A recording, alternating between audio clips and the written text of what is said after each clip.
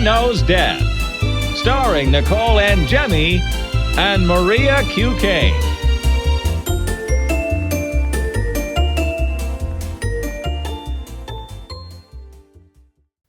Hi, everyone. Welcome to Mother Knows Death. Let's get started with the story of the week. So during a routine autopsy the other day, after a 78-year-old man had died, it was discovered that he had this incredibly rare condition, 3 penises.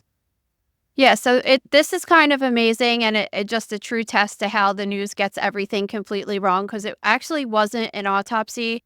This was a man who was donated his body to science, and medical students in the gross anatomy lab were doing a penis dissection on him, which is a typical thing that we would do when we're dissecting a cadaver, and that is so the medical students can learn the anatomy of the penis. And when they cut it in half, they were shocked to see that he actually had 3 penises in total. So how does that work exactly? It's super, super, super rare condition that has only been documented a few times throughout history.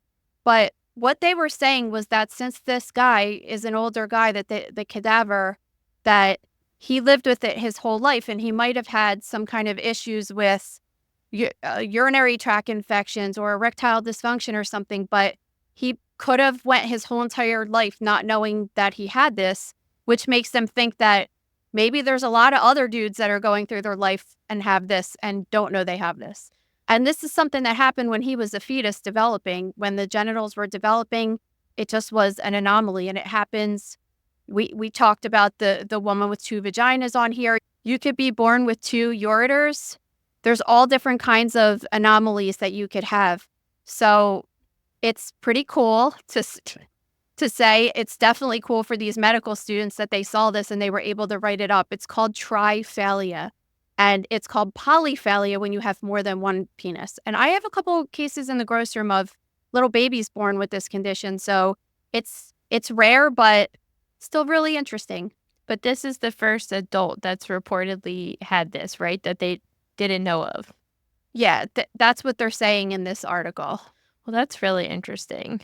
But I love how they just, because there is a big difference between an autopsy and gross anatomy, because an autopsy is done for us to determine the cause of death.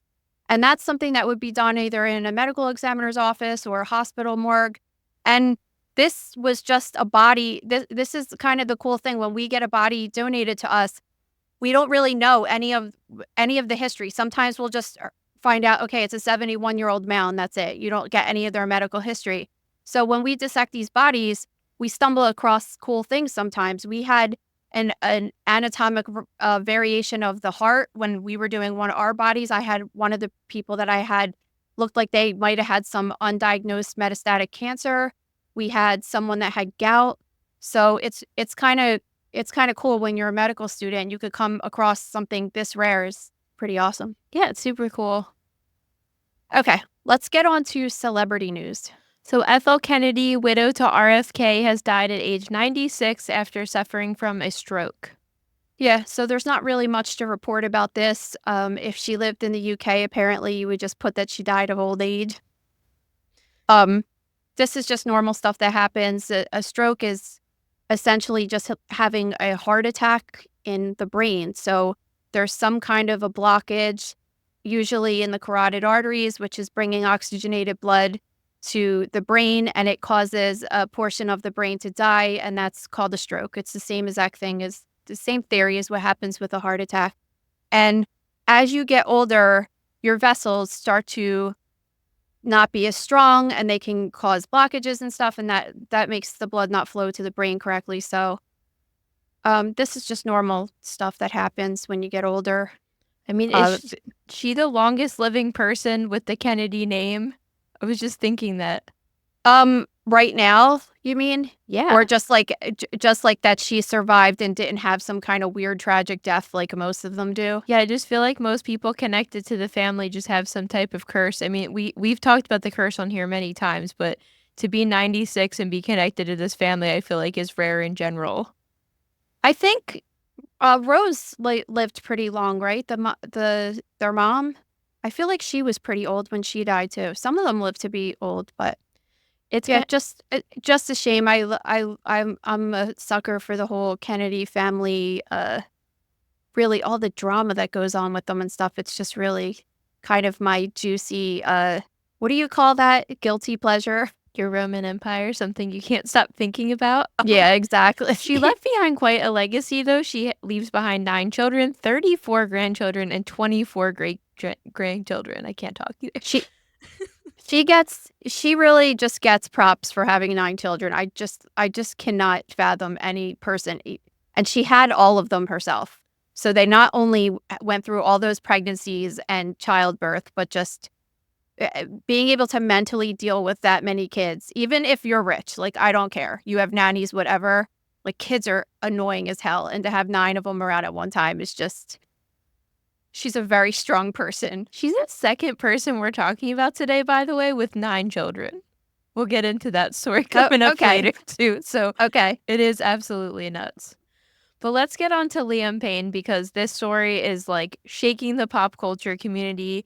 One Direction was this band that was really popular when I was in high school. I don't know if you're that familiar with them. So this is a funny story. So I'm listening to the radio this morning, a talk radio, just local, and the guy is older than me. He's like 10 years older than me, and he's saying, let's talk about this morning. Does any of you know who this guy is? I come in the office today and everyone's freaking out and crying, and I'm just like, who? And that's how I feel. I miss that whole who is One Direction, who's in the band. I didn't even realize that Harry Styles guy was from that band until today when I heard someone say it. Like, I'm just totally checked out. Just missed that whole time period. So they went on this show, The X Factor, that I believe they all went on individually, and then they paired them up, and that's how they like formed the band One Direction on that TV show. What song did they sing that I would have heard of maybe? You would know just off of songs that are just played like at Target, just songs that are played at the stores. But anyway, they were big for a couple years, and then they broke up, and then they went on to have solo careers. We know Harry Styles is the biggest to come out of that group. He has a really successful solo career. He's been in a couple of movies in the last couple of years. And then there's Niall Horan, who also has a pretty big successful career. So this is crazy to me because last week, there was all this drama going on with Liam Payne and Niall Horan because apparently Niall was having this show in Argentina a couple weeks ago, and Liam Payne and the rest of the bandmates don't get along. I don't think he's friends with any of them anymore. He's one of the only guys in the group that I think went on to not really have that successful of a solo career. So he posted online saying that he was showing up to Niall Horan's show in Argentina unannounced, basically, because they had some things to square up, which is kind of a weird way of putting it publicly. And then when he was at the show, he had a seat in a suite and he was taking all these pictures, making all this content. I think he was doing a meet and greet or something, I heard. And it was so distracting to the audience during the show that the security officers asked him to stop because he was just doing all this stuff and being kind of really rude to the performance. So that happened and that kind of was buzzing around. And then last week, Liam's ex-fiance came out and was spilling all these secrets behind the scenes, saying that he had gotten in an altercation with their other band member, Zayn, who's most famous for this domestic violence situation he had with his mother-in-law, Yolanda Hadid, for pushing her against a wall and calling her a Dutch slut, which was unbelievable that happened. So there's all this tumultuous nature going on behind the scenes with this band. So he's kind of been like, floating around TikTok, floating around Instagram with my generation, just being like, what is this dude's deal? Why is he just showing up to these concerts? And then apparently yesterday afternoon, he was seen at this hotel. He's still in Argentina. For weeks, he's been in Argentina. Nobody really knows why he's been there he's for so there long. to troll, basically. Yeah, he was basically there to troll this guy, but he's been there for a couple weeks, which is weird because I think this concert was the beginning of October. So why are you still there 2 to 3 weeks later?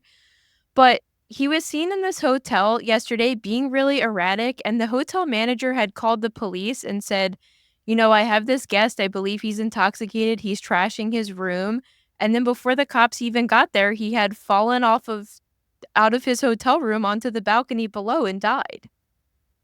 Did he fall? Well, they're not sure right now if it was an accident or if it was intentional suicide, but apparently he has this history of going to rehab for alcohol addiction and saying that when he was in the height of his alcohol addiction, that he had suicidal ideation and everything. So I think at this time they're not really sure, but I don't know if you saw photos of his hotel room that have been coming out this morning. There were drugs all over the room. The TV is destroyed. There's things thrown all over the place. It's kind of a sad scene. Well, it is sad, and he's only 31, and he has a kid, which you have to respect, and the reason Yeah. that I say that is because I guess TMZ is getting a lot of shit right now because they posted pictures of his dead body or something, Yeah. and people are not happy about it. So it's not his face or anything, but it's his arms with his recognizable tattoos, so everybody knows it's him, but, yeah, I guess we'll just bring you an update if we hear more about this, but it's sad. He's a young guy, and the funniest thing, though, was that someone called the radio today, and this woman called and said, "My daughter was so obsessed with One Direction, I used to bring her to the concerts all the time," and said her daughter, who's, like, your age, maybe a little bit younger. Were you, like, a hair old for that? I feel I like feel that like was it's, like, 27, 28-ish people. yeah, because I think they started reaching their height when I was probably a junior or senior in high school. So I would imagine, like, Okay. middle schoolers are the most obsessed with boy bands like that. So this woman called and said her daughter that was 27 years old was calling out of work today. Well, that's Like, ridiculous. that's ridiculous, right? For any single person that dies ever. It's just the craziest thing I've ever heard in my life. Well, I'm coming into work today because we have to talk about this, so I don't know. Okay, I would not let you ever call out of work for any celebrity dying. I'm serious. Guys, Like, she that's doesn't so let me call out of ridiculous. work for anything, you know? I was sick for a couple weeks during COVID, and she was like, "You have one day to watch TV," and then we're hopping on a Yeah, Zoom because call we're to go that's not the kind of family that you grew up in. We don't take off. That's just And there ridiculous. was one podcast episode we did last year where I woke up with a fever, and I was She like was hooked up to an IV I and was like, "Whatever, I'll chug through and record this podcast," and when I listened after, I'm like, I people must think I'm crazy or something." I felt like I sounded so delirious the entire time. whatever.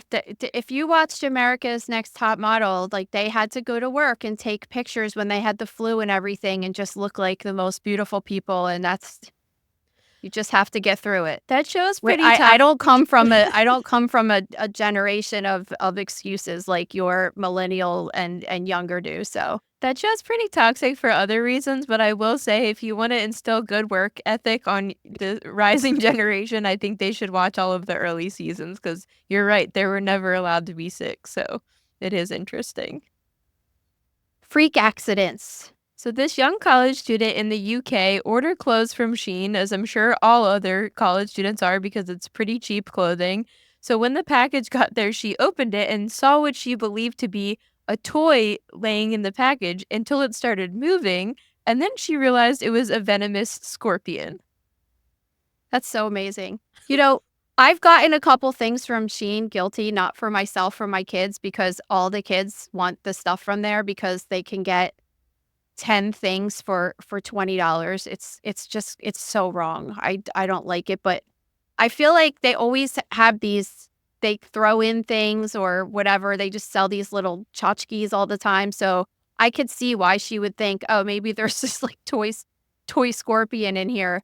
And this is really interesting to consider whenever you're getting imported goods that there can be things like bugs that live in other countries that aren't native to here, and scorpions can be poisonous. This one in particular, a Chinese scorpion, does have toxic venom. I don't know if it could kill a person, but it would definitely make them unhappy. Even I saw something that said that there's packaging that says that it's medically significant if you get stung by one and potentially life-threatening, but an average adult would just have a really bad day, And imagine after which this is hilarious. and after this, when she realizes it's alive, her and her roommates have to run around trying to catch this thing in a Tupperware container.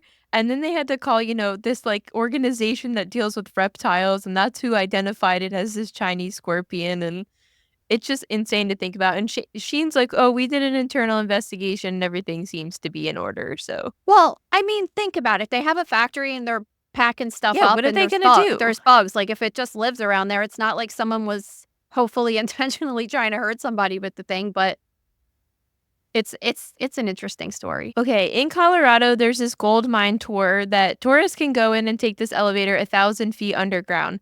So last week, the elevator malfunctioned when 12 people were on it. Somehow, a mechanical failure killed the tour guide on the elevator, and then 4 other people were injured, and the rest of them were trapped. One of the worst parts of the story as well is that 12 other people before this accident had been brought down on the elevator, so they were trapped underneath the ground for 6 hours. We went on some kind of similar thing that this summer when we went and took our road trip to California and we stopped at Hoover Dam and we went on some tour that took you deep underground to the bottom of, you went in this elevator that went through a mountain, I think, and it just took you down to the turbines and all this stuff. It was really cool.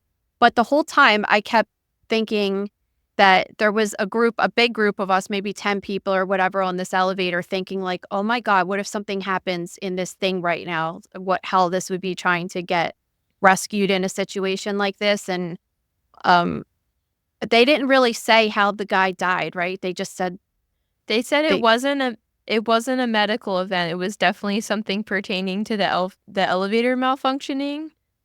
So no specific details have come out yet, but how scary would that be that the only person that knows what they're doing is now dead and you're trapped on this thing? And I think at the time it was like 500 feet below, so it's halfway down. I just feel like I would probably be interested in going on this tour. Yeah. This is something I would be like, oh, that's cool if it was just around. So, God, how scary. And how do you get rescued from something like that? You're traumatized for, like imagine how scared you are thinking maybe you're never getting out of there and just all that stuff. Well, authorities had to get them out in groups of 4, so I'm sure that was scary. And I read something that they were prepared to, have to use a rope to get people up, and that would have been absolutely horrible to deal with. Oh my God. But I don't know exactly how the rescue went down, but they were able to get everybody out. But they were down there for 6 hours. So nope. Think about how scary that would be. Okay, on Friday night in Tennessee, a 12-year-old boy was at a haunted hayride with his friends, and then they were hiding behind bushes, attempting to scare people that were on the hayride. And in a prank gone wrong, when he jumped out, he must have slipped and fell beneath the wheel, which caused the hayride to run him over, and he was unconscious and later pronounced dead. Oh God, this is so sad. You see kids at these things all the time, and teenage kids too. Reading it, to my understanding, the kid wasn't working there. He was there with a group with a chaperone parent, and he was trying to pull a prank on people that were in the hayride. So he wasn't really supposed to be where he was. No, that's what I got out of it, right? Yeah, I mean, I got that just, young boys were being young boys and thought it would be funny, and then it just went horribly wrong. Yeah, that's just so tragic. And I mean, that's going to happen in situations like that when you're driving these motor vehicles around, and to the operator's defense, they think they're on a track and they know that there's no people there, so they're driving in the dark, right? And not expecting a 12-year-old to be in that position, and it's just terribly tragic. So in other Halloween news, in Queens, there's this haunted house that claims to be the #1 haunted house in all of New York City, but they've now been shut down by the fire department after they said it's too dangerous to operate. Who deems all of these businesses that they say they're the #1 this of that? Who? They made that up themselves, right? Well, there's no person that says that. It reminded me of in Elf when he's like, world's best cup of coffee. Yeah, because that's what it is. Exactly. It's 100% what it is. I mean, Mother Knows Death is the #1 podcast in the world, right? The #1 in every country in the whole world. In every genre, it's just #1. I mean, can anybody just have a haunted house? This didn't seem like an approved attraction. It seemed like somebody's house that they just turned into a spooky event. But yes, they can, because the town that I live in is super heavy on Halloween, and lots of people make these little haunted houses on their property for people to walk through while they're trick-or-treating. So this particular one seemed like it was really dangerous when they list the violations of just people not being able to escape if there was a problem and fire hazards and this and that. And this reminded me of, remember that fire that was at the Dracula's castle at the Six Flags? Yeah. This was years, when was that? The 80s, I think? Oh my God, years I think ago. it was in the 80s, but we wrote about that last year, right? In the gross room. Mhm. So there was, for those of you who don't know, there was a haunted house that was a Dracula's castle type thing at the Six Flags, and it caught on fire, and a lot of people, like teenagers and stuff, died in the fire because they didn't have a proper way to escape, and some of the materials that were used weren't considered to be safe for a situation like that. I don't have the exact numbers, but it was a lot. It was a lot of kids, and this kind of reminds me of that because, like you said, this is just like rando people putting these things together, but then they have the lights and they have this and that, and they don't really think about, what happens if something catches on fire. You're going to have a situation where people are stuck or anything like that. And so it got shut down. I guess they had violations and they were still selling tickets as of like a week ago. Yeah, so their violations included blocked exits, use and accumulation of combustible materials, and poor electrical practices. Gabe's always getting on us about this shit. So, like, how is this haunted house supposed to operate? And apparently they offered overnight stays. It's kind of weird. This whole thing seems weird. And yes, to your point, they got the violation. They were ordered to shut it down, and then they kept selling tickets. So, I mean, at least nothing happened, right? yeah. That's how you have to look at it. But I guess these last two stories are a warning of, because it's Halloween time and just certain things that you wouldn't think of. Like, we're going to a neighborhood haunted house, like, sponsored by the school this weekend. You know what I mean? Yeah. Who, by the way, wouldn't let Mother Knows Death advertise there because of our content, but that's a side note. Anyway, we're going to this Literally haunted house this weekend. A haunted house that portrays, last year there were children eviscerated on tables. Okay, eviscerated. Their stomachs were open and intestines were hanging out on the ground while another kid was holding more intestines from that body. And Mother Knows Death is not appropriate to advertise there. Okay. Side note, okay? This hasn't been up my ass all week, I swear to God. All right, so you're going to these things and you walk through them and you just assume that they're safe and this and that, and then but something happens and then all of a sudden people get trampled and get scared and run and or get hurt or slip, fall, whatever. So you always have to be mindful when you're in situations like that. Yeah. I mean, like, you're probably safe at a place like Disney World or Universal that's like taking, has the teams working on these things to make them safe. But when you're going to these smaller events, something to keep in the back of your mind. I wonder how common haunted house accidents actually are, because you have to think it's dark, there's fog, a lot of older people go. Like, somebody, like, what if I was in there and I dropped my glasses, right? I'd just be screwed because I couldn't see anything. Then it's like so disorganized and everything. I don't know. Yeah, but they're so much fun. I can't stand that the kids are all like, like they don't mind the one at the school that's just scary enough for them, but the one they don't with want the children laying with their organs open that we could not sponsor. They don't mind that. Yes.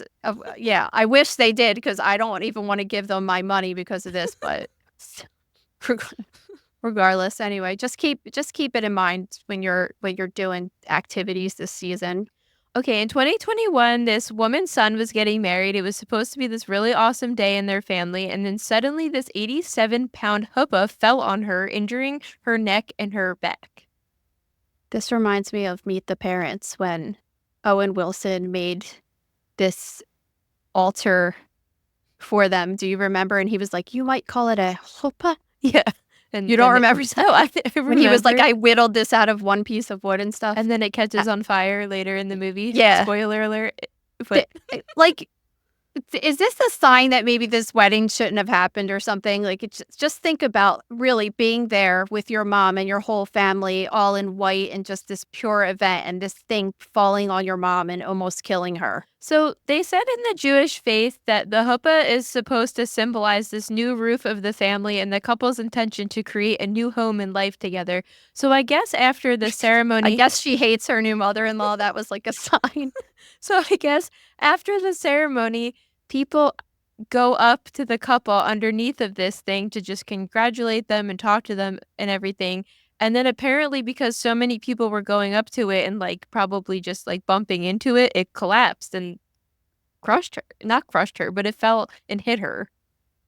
Yeah, but she had neck and back. She had a concussion and she had some spinal injury that required surgery. Like she got hurt pretty significantly. Yeah, and she had over It's three. kind of not acceptable that even bumping into it. I mean, people bump into shit. Like that should be really stable, you know? Yeah, and it was provided by the venue. So she racked up about $300,000 in medical bills, and then she sued the venue, and she won a pretty hefty lawsuit settlement from this. How much did she win? Do you know? $2.3 million. Wow. I mean, it's kind of justified, honestly. Like she shouldn't have gotten injured at her son's wedding. I No, mean, that's the absolutely bottom line. not. Yeah. And she has permanent injury. Like cool that you gave me $2 million, but like I have a permanent injury from this. So Yeah. like, what do you want, money, or do you want to And the live worst normally? is back surgery and stuff. It's probably super just this painful every day, you know? Yeah, I don't know. All right, so in Pennsylvania, a member of this Amish family was in the woods. They found some wild mushrooms and decided to pick them. So they go back, and the family, who consisted of 2 parents and 9 children, again, how is this person having 9 children? They cooked them for dinner and shortly after became very ill. See, in an Amish situation, it makes sense to have 9 children because they're your like employees. just like the reason that I had you. But Wow. yes, this is the thing. They don't have access to they don't have access to TV and internet to maybe learn that these things aren't something that you should be eating. I'm not sure. Yeah, well, because they also didn't have access to, technology at all, one of them had to walk half a mile to alert somebody that they were sick and get help, which is that's so terrible. insane. So it turns out they were all poisoned by the mushrooms. They were rushed to the hospital. It seems like they're all okay, but authorities are warning, like, you can't just eat mushrooms you find in the middle of the woods. You need to look. Yeah, most mushrooms that are found in the woods or something, they usually won't kill you in most circumstances, but they can make you really, really sick and they could even cause acute liver failure. And there are some species, even in Pennsylvania, that could kill people. So it is something that you're never supposed to do without. I mean, nowadays, if you wanted to do something like that, you would use one of these plant identifier apps to see exactly what it was. And then you could look up and see if it was toxic or whatever. But they don't have that technology. I'm just, there are certain things that people learn throughout their life, especially with books, internet, and stuff like that. So you just don't know like what they're having access to. But I'm sure that they've learned this at some point because then you would be hearing about this more often, maybe. Yeah, I don't know. I was wondering earlier with the scorpion story if she used that app that we use to identify bugs and animals, because I'm like, I wouldn't think to call a reptile hotline or whatever. No, I would. If I got a package from another country and there was some like weird bug or something, I would call somebody and just be like, because that's kind of important to know that kind of stuff is coming into our country, especially native, like animals that aren't native here and things, because that could cause just problems in the ecosystem and stuff. That's how those lantern flies and stuff got here. They're not supposed to be here, and they could all you need is one of them to have eggs in them, and it could just like start causing a huge problem. So you want to tell authorities when something like that happens. Yeah, I actually feel like the lantern flies weren't that bad this year. I don't think They weren't. I only that saw many. 2 of them. Yeah, but remember the first year when everybody was freaking out, they were literally everywhere. Oh yeah, it was terrible. But they're not good to be around here. They were killing. I mean, They killed the that trees was like and stuff. it was a weird thing that they had that campaign that were telling us to just kill them anytime we saw them and stuff. Because usually it's just like, oh, you can't go near this tree because there's this certain bug that lives on it, and we're trying to preserve its life and stuff. But not those, man. They were like, murder those things. Yeah. This episode is brought to you by The Gross Room.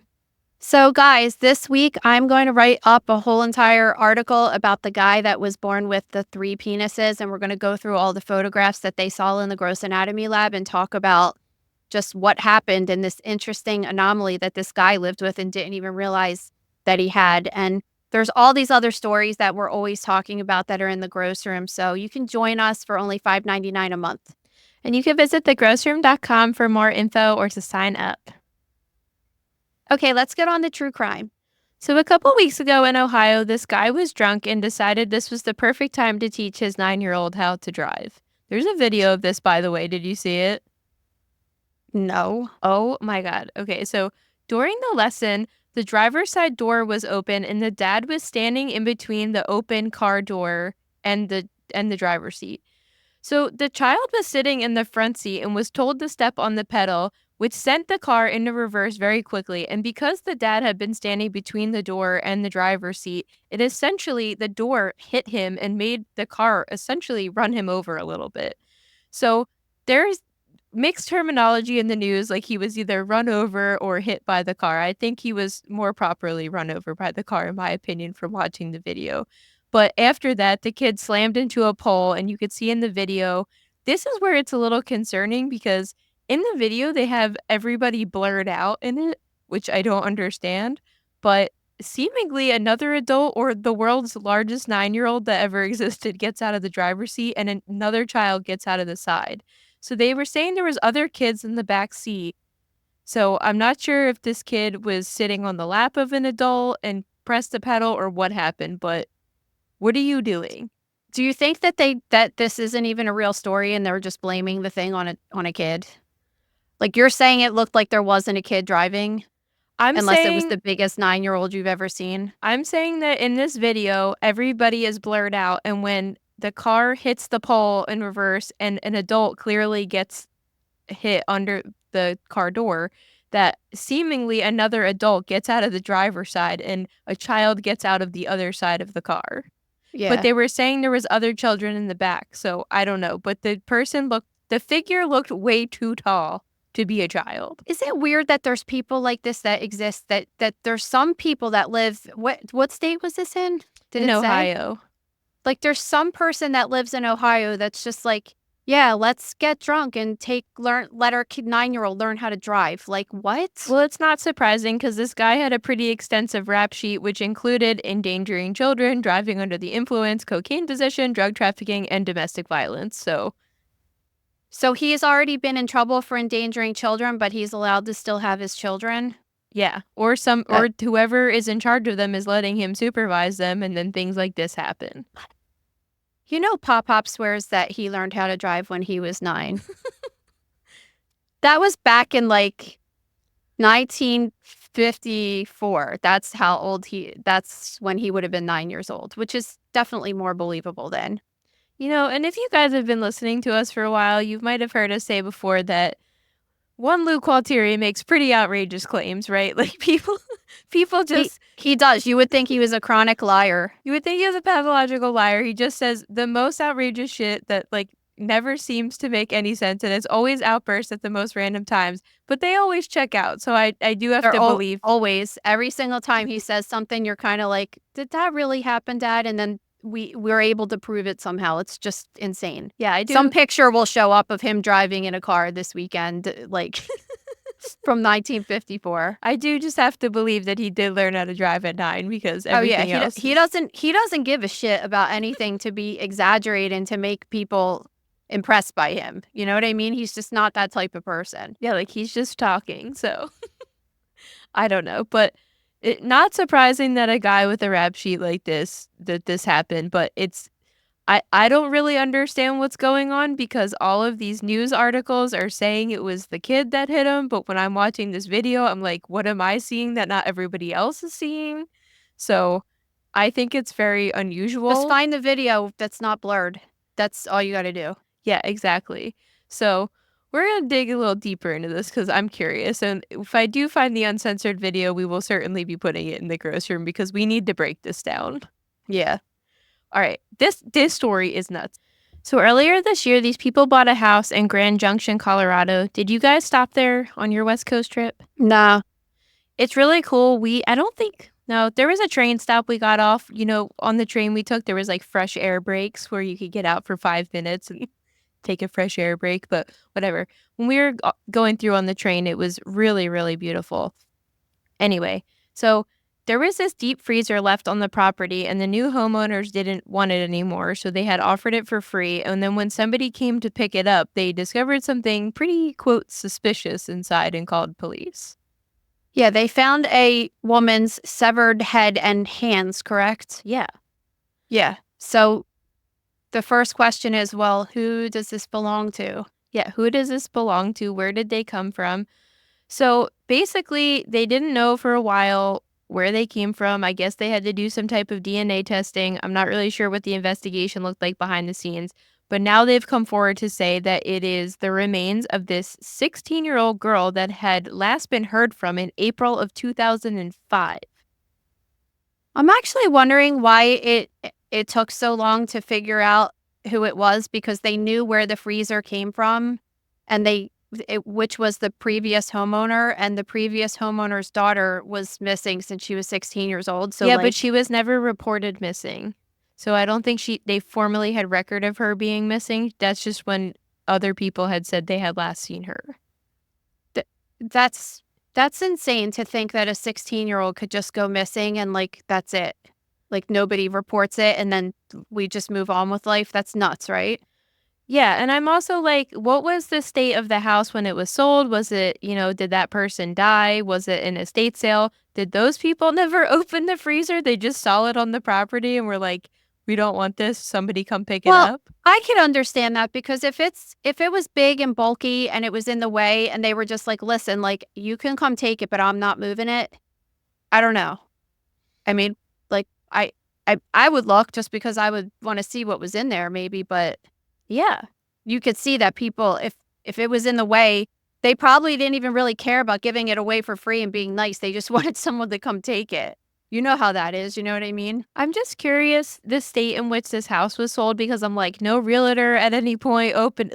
I don't know. When you go through a house, people do shit like that. They open refrigerators and stuff because most of the time when you buy a house, it comes with the appliances. So I don't know how I would feel about wanting to live in the house knowing that someone killed their teenage daughter in the house and stored her dead body in the freezer. Yeah. I mean, some people like that kind of stuff. But I also think there's this real estate rule where you only have to disclose a violent crime that occurred in the house within a 7-year period. So what if you found out? Is that really a true rule? I'm pretty sure. Is that just hearsay of what people are supposed to do? I don't know. I mean, listen, there's plenty of people that love that. You know what I mean? I personally wouldn't be into it, but yeah, I mean, and the investigation. I mean, somebody's bought John Renee Ramsey's murder scene house, right?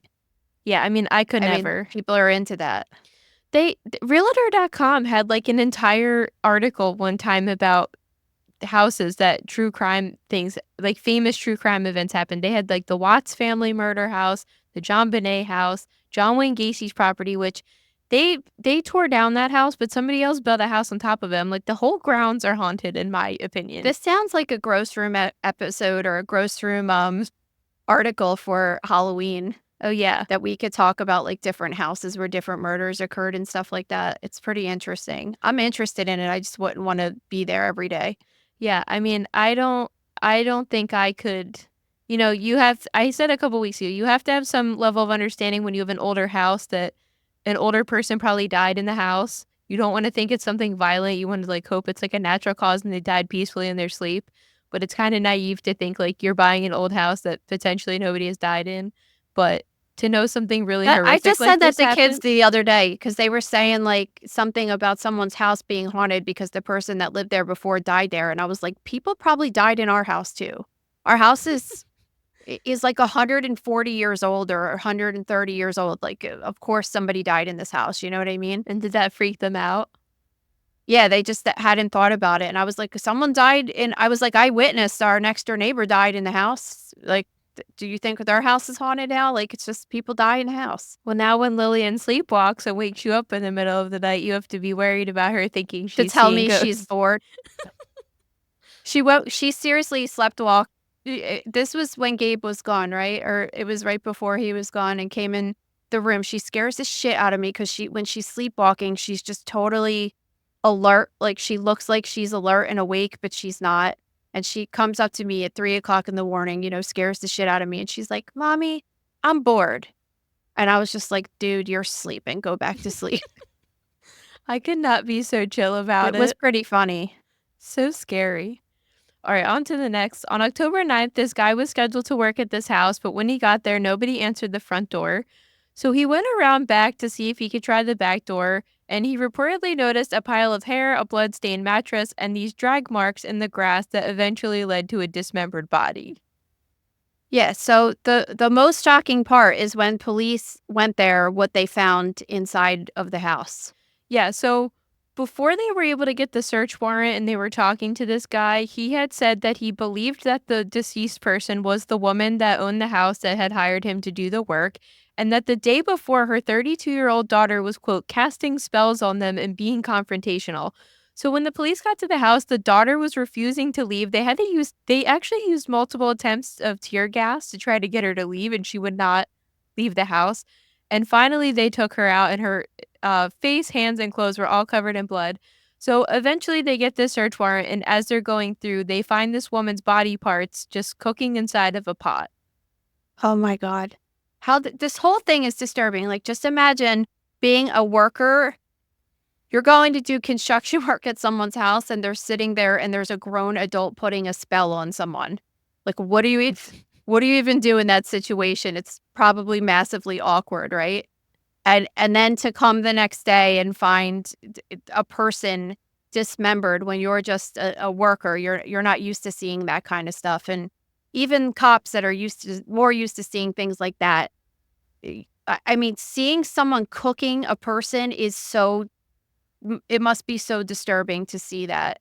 Yeah, and I don't know how you ever get over that or forget that, I don't think you could ever forget that. And they also found a mattress near the mother's body with multiple body parts and organs on top of it. So just coming across a scene like that is horrific. I don't know how you heal from it. Seriously, think about this. Imagine when you walk in anyone's house that's cooking food, you could smell it. And it has a specific smell, right? Yeah. Like, imagine the cops walking in and smelling whatever that was. They're always going to remember that smell. You know what I mean? Because can't even imagine. People are meat, right? So it's just going to smell the same as if you were cooking. I mean, not with the seasonings. Well, who knows? We don't know if she used seasonings or anything, but it's so disturbing. Well, is this in our cannibalism post from last year where we talked about the woman who killed her husband and then cooked his ribs or something? Yeah, but I guess there's a difference because this woman, we've covered a couple stories on here where we found a mom's head in a crock pot. There's this it's called matriarcide. It's a weird thing where we children covered kill that their parents. Yeah, I mean, Six this just Shocking might. Stories. This person is probably schizophrenic or something, or is having some kind of other mental health issue, and they may not have been cooking the body parts to eat just because it goes along with the witch and the spell and all the stuff that doesn't make any sense to us. You know what I mean? Yeah, God knows what was going on over there. Okay, medical news. So a doctor has recently come out to say that a common household medication could potentially be the cause of erectile dysfunction. Yeah, I think this is pretty important for men to know, especially that they're considering any NSAIDs. So that's aspirin or ibuprofen. That stands for non-steroid anti-inflammatory drugs. These are common things that men and women use every single day for pain, especially as you get older and stuff. But it does decrease the blood flow to the penis and it could cause erectile dysfunction. They're also saying beta blocker medications can lower testosterone and can also cause erectile dysfunction. And these are all normal medications that people are taking for just normal ailments like GERD and for pain and for high cholesterol, things like that. So it's just something to think of if your man's having a problem in that area. Like, what other medications are they taking that might be causing this? Yeah, it definitely is really interesting to think about because I think because they're over the counter, people just assume they're very safe and just pop them and don't even think anything about it or like long-term side effects. So interesting. Yeah, and like now it's when you look at any older person, like so many people are just on a lot of medications every day, including vitamins and stuff, and some things have interactions like that, and you wouldn't think anything of it. You know what I mean? But the mixture of it sometimes is a problem too. Yeah, for sure. Okay, other death news. A Turkish Airlines flight was going from Seattle to Istanbul when suddenly it had to make an emergency detour at JFK Airport in New York City because the pilot died. That's so scary. We talk about this sometimes, though. Like, what happens if a pilot dies? I mean, there's a bunch of people up there, right? It's not just the guy by himself. Standard procedure is that any commercial flight must have 2 pilots, but because this was such a long flight, they had 3. So luckily, they were able to safely land the plane with Is the there other 2. one that's like the boss and the other ones don't really are on the same level, or how's that? I wonder how that works. You have to, I would say they're probably equals, but some of them may have more experience than the other ones. I'm not really sure. It's kind of amazing because this guy apparently he had his health checked in March and had a clean bill of health, and he's only 59 years old. So you're flying this plane with 2 other pilots, and it must have been quite shocking that the guy just lost consciousness and dropped dead in front of them.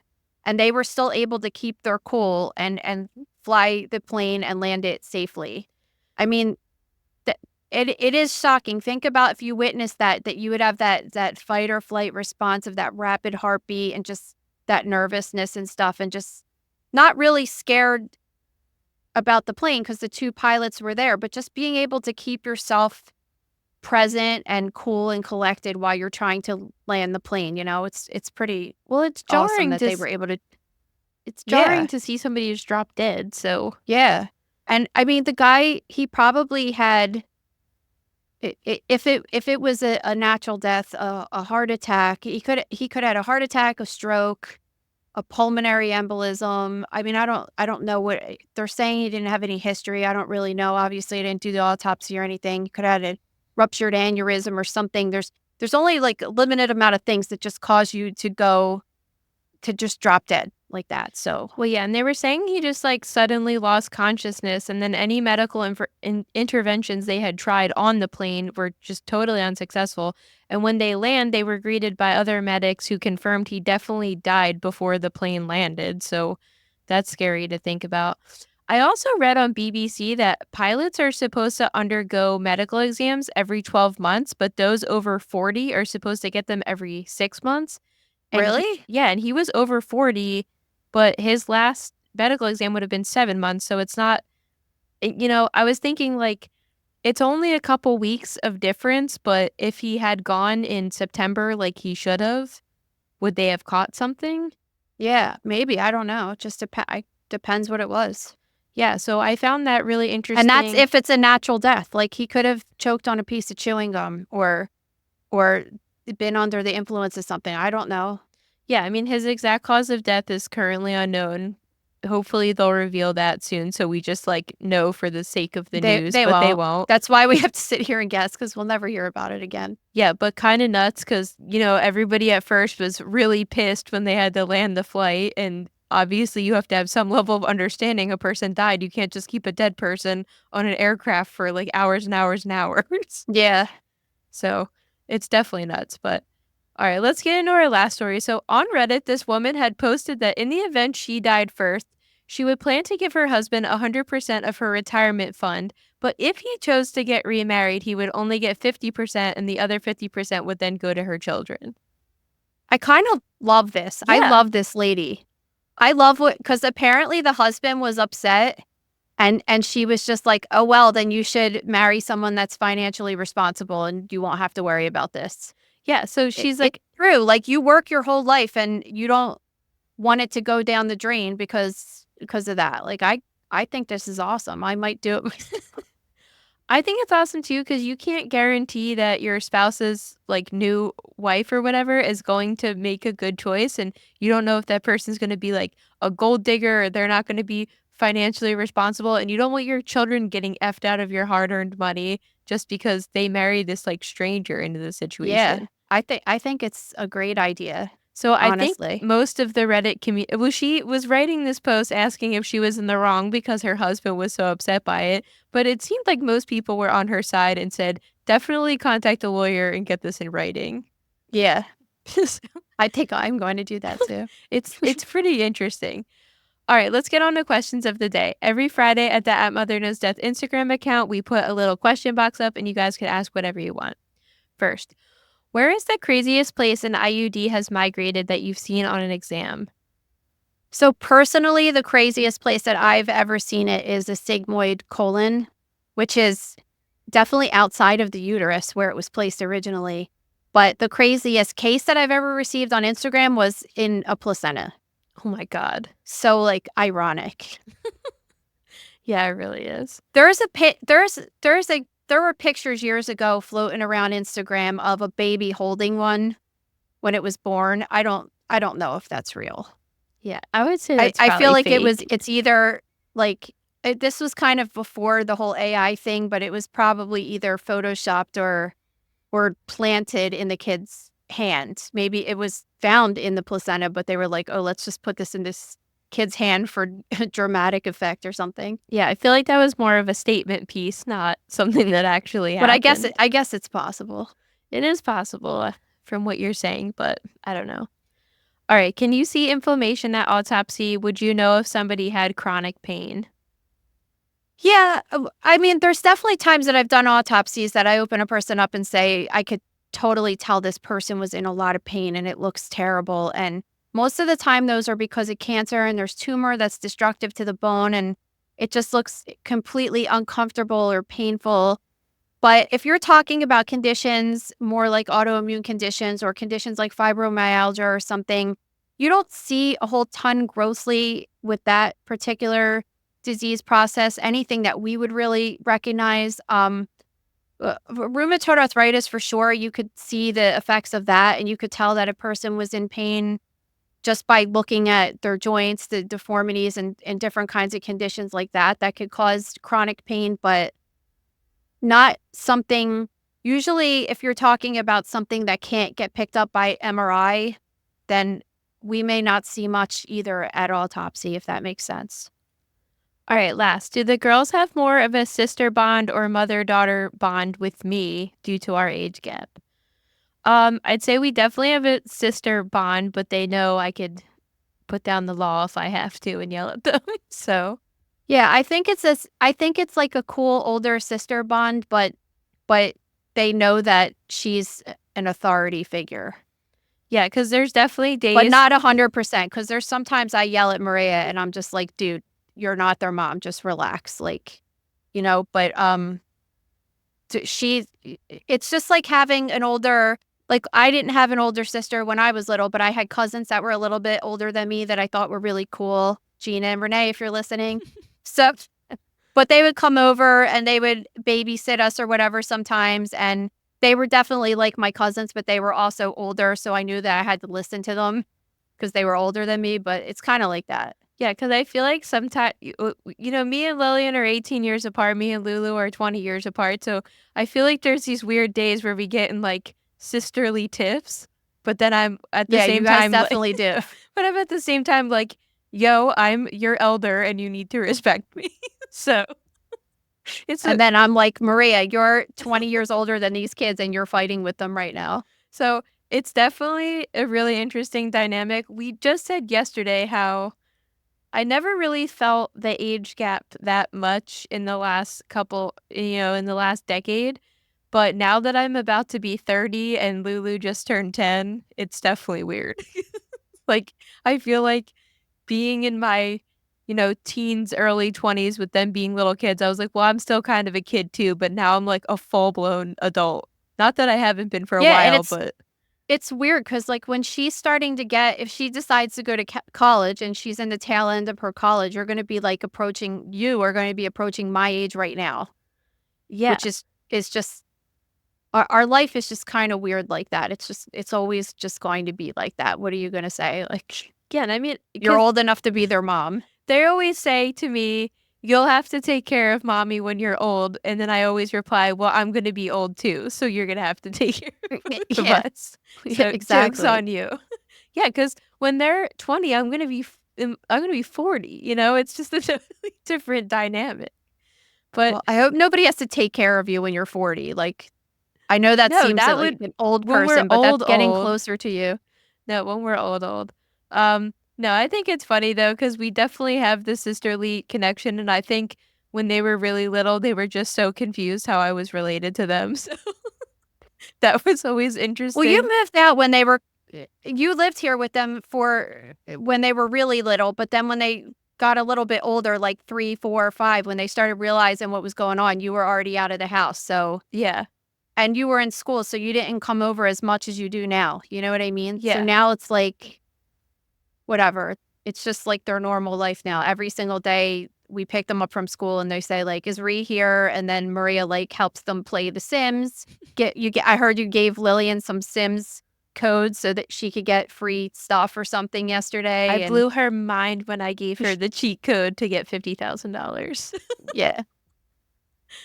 So she was hype about that, and Lucia does crocheting and well, not crocheting, like embroidery, yeah, with her. So I want to have this balance of, I guess, as you did as a young mom too, like you want the respect of being this older figure in their life, but you also want them to feel like they could come to you with whatever, like if they're ever mad at you for any reason, I want them to feel like they could come to my house and like chill out for a little bit, or we could have. they definitely would not go to you before me because they're probably more scared of you than they are of me.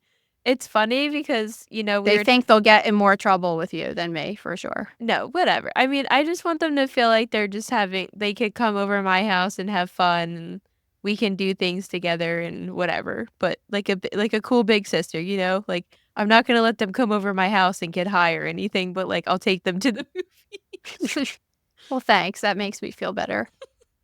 Well, I'm certainly not going to be like Beth and feed them all soda and ice cream. So Yeah, when they go to my mom's house, their diet consists of like eating a stick of butter and ice cream for breakfast and cans of soda. they probably Total grandparent things to do. they probably hate coming to my house right now because I try to adhere as much. You're to like, your, here's some carrot sticks. No, I This try is to a blast. I try to adhere to your house rules as much as possible because I'm like I'm not living at your house, but I'm there every single day working. So like I want them to see it as a mimicked environment, whereas they go to mom's and it's like a total party fest over there. But Well, that's what being a grandparent is. yeah. All right, guys. Well, don't forget to submit your story for 6 shocking stories at stories@motherknowsdeath.com. If you have a question for question of the day, head over to our Instagram on Fridays to enter that question. And please leave us a review. All right, see you guys next week. Thank you for listening to Mother Knows Death.